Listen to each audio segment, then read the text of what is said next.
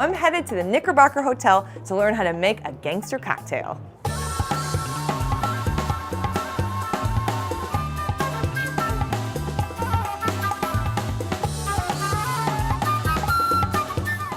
Hey, are you Cliff? I am. I'm Dawn. Nice to meet you. Nice to meet you. I hear you make gangster cocktails and know some juicy history about this hotel. They used to take people upstairs to the 14th floor where they had a casino and a speakeasy. And they even had a little escape hatch to get away when the cops would come by. Any of that still here? You know what?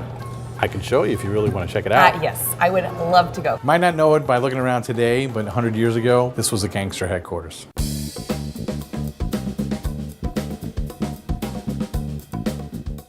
So it's believed that Ralph Capone, Al's brother, he ran the things up here. Okay. So in this room over here, they had all the casino action happening, illegal of course. Okay. And then on this side over here, they had the speakeasy and the lounge. If something happened and the cops pulled up, the doorman downstairs would call up here to warn everybody from this phone booth right over here. And this is where the phone call would come from downstairs. Oh, there's like actually a phone cord here. So it'd ring, federal agents, this is a raid. And I would come out and go, cops are here, cops are here. You know, they made the elevator slow so that it would take a long time for the police to get up. Everybody would run to, of course, our secret stairway. The coolest part of it, obviously, is the secret side door. Oh my gosh, secret. It's a wall, but there's a door. No way, that's killer.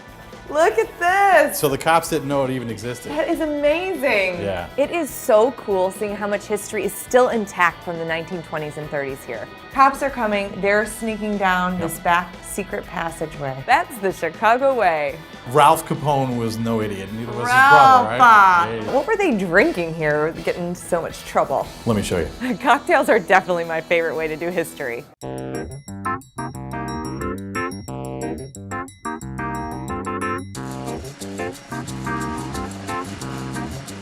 What are we making? I wanted to give her a drink that they were actually drinking at some of these parties. So we're gonna make a Southside cocktail. So we've got 3 ounces of gin. Okay. We've got 1 ounce of simple syrup and 1 ounce of lime juice. Okay, so a little bit of a sweet drink. Sweet and sour. It's a pretty fruity drink for a gangsta. I always see like a classic cocktail so sweet. Well, bathtub gin, I'm sure you've heard that expression. Now, I don't know about making gin in a bathtub, but drinking gin in a bathtub, that doesn't sound so bad. They used a lot of sweeteners to cover up the flavors. Gin wasn't the most delicious back then. I don't love that. Yeah. That they're making dirty bathtub gin and Yeah. they're just pouring a bunch of sugar in there. We don't make it that way anymore. Yeah, I like that. Thank you. Thank you for clearing We don't that make up. it that way. Okay. So you're gonna add the gin into the shaker. Okay. You're gonna squirt about 1 ounce of the simple syrup. This is a mint simple syrup. And then you're gonna add the lime juice. All right. You got a little shake action going here, right? I like that. You wanna make sure that you melt the ice a little bit when you're pouring a good martini. You mind if I right away grab that from you? Absolutely, go for it. Because I am just really excited to try it. Dawn seems to have a natural enthusiasm for cocktails. Oh my gosh, so delicious. This gangsta makes a mean cocktail. You can come by anytime and be a gangster in our bar with that drink. If you come to the Knickerbocker, you gotta throw back a few of those South Sides and check out the escape door. They have the South Side gangster cocktail. Right away. That's awesome. Hey, thank you so much for this You're great welcome. historic tour. You're welcome.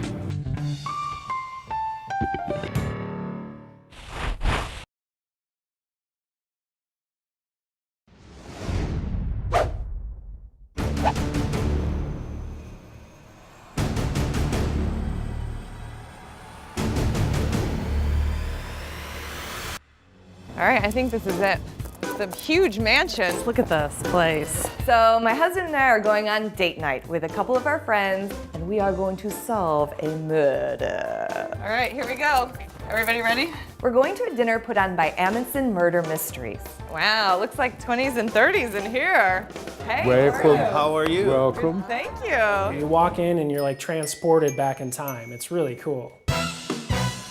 Candy Marie Vesuvio. Nice, I like that name. What you hold in your hands is your new identities. This is the roles that you are going to be playing tonight. I am Lieutenant Roberts. Don Vito Vesuvio was shot in the chest at the State Street Swing Club. All of you here are suspects. Dun dun dun. There you go. To murder. Murder. And betrayal. Oh. Okay, here's the family tree. So this is how we're related to one another, and this is your son. Come on. You're my daughter and son. Do not call me mommy. So we all received clues, and if you ask your friends enough, you're supposed to receive enough clues to really figure out who done it. Did anybody drop a rosary? I do know about. You know about a rosary? I know about a rosary. Did you have a rosary? No. I know either one of my friends is a killer, my husband could be the killer, or even I could be the killer. Okay, suspects. The time for questioning is over. Oh. Dinner is going to be served. Hopefully this isn't going to be your last one. Oh, dun dun dun. Oh, hello. When we come back into the dining room with our food, there appears the attorney. Hello, I'm Candy Marie. Ophelia Dewey, law firm of Dewey, Cheatham and Howe, here to read the last will and testament of the deceased. The attorney has a voice that's very soothing. Does anyone at this seating have any objection to this will as it's been written? I object. I definitely did not expect that. Chiki Cacciatore, what do you object to? The money. I got nothing. What? Come on! Chicky's down! It was fun. I like being the one who died. What? I mean, we all jumped out of our seats. It was crazy. What made you do this? So then we find out a clue. They hired me to take care of things. This was one of them. The person who murdered Chicky is the same person who murdered my husband, Don.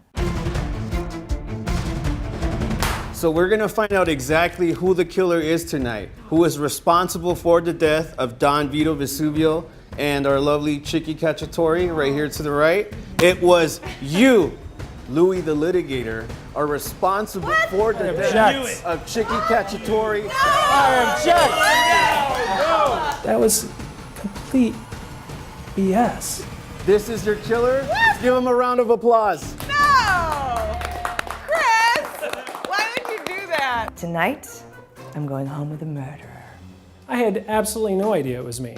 I love you even though you're a murderer, baby. And can you think of a better date night than that? It just was so much fun. It was great to bring our friends. We had an absolute blast. My friends and I already have talked about coming back to a bigger group where there's a bunch of strangers and like more details and suspects. This is it's an awesome time.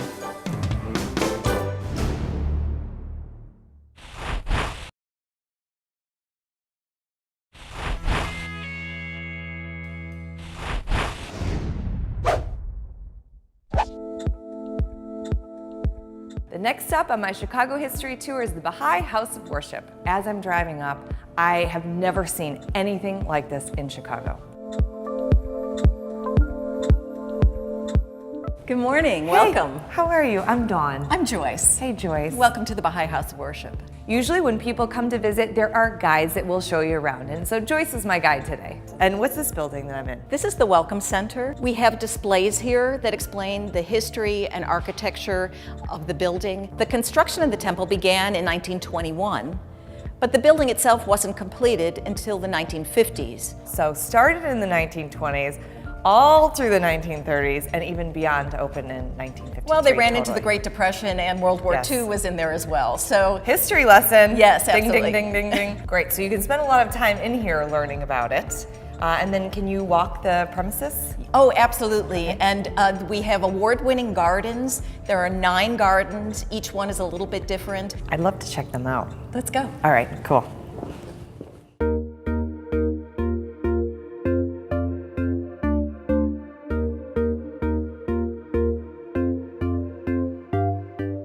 This place is gorgeous. Can you believe that this is here in Wilmette?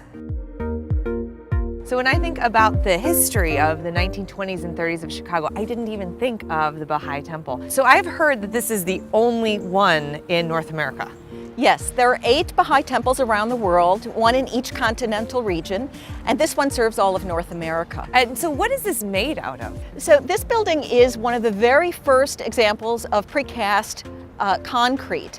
It's made of white Portland cement that's mixed with crushed quartz. And it's the quartz that give it the sparkly quality. Quite a feat of engineering in its day, and it still is.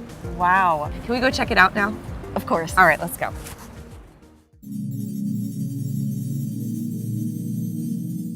You walk up the stairs and it's so grand and so beautiful, but that doesn't even match what you actually feel and see when you walk in.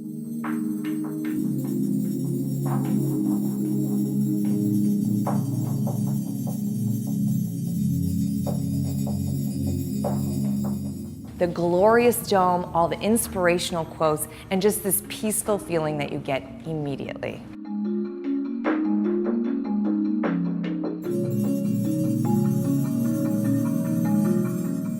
This is a day I definitely won't forget. I really can see this as a place that I need in my own life, of the hustle and bustle of like being in the city and working hard and just coming to like reconnect with my center. I love this place.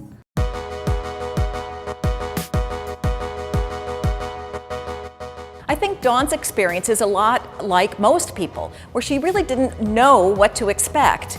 But when she got here, she was just blown away. The biggest takeaway of this whole experience is just how welcoming this whole place is, that no matter what your religion, everyone is welcome. Thank you so much for showing me the beautiful gardens and the beautiful temple. I mean, this is just an amazing space. Thank you so much. You're welcome anytime. Thank you. I'll be back. I will be back anytime I need that feeling.